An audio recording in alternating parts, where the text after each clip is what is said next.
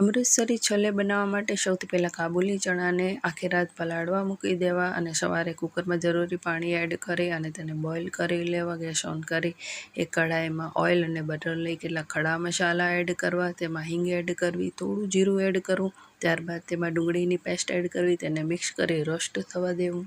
ત્યારબાદ તેમાં આદુ, મરચાં અને લસણની પેસ્ટ એડ કરવી, રોસ્ટ કરી લેવું. હવે તેમાં ટોમેટો પ્યુરી એડ કરવી, મિક્સ કરી તેમાં હળદર પાવડર, મરચું પાવડર, મીઠું, ધાણા જીરું પાવડર, ગરમ મસાલો અથવા કાબુલી ચણાનો મસાલો અને થોડું પાણી એડ કરી તેને મિક્સ કરી અને ગ્રેવીને ચડવા દેવું. હવે તેમાં બોઇલ કરેલા કાબુલી ચણા એડ કરી દેવા અને તેને મિક્સ કરી 5 થી 10 મિનિટ માટે ઢાંકી અને ચડવા દેવા.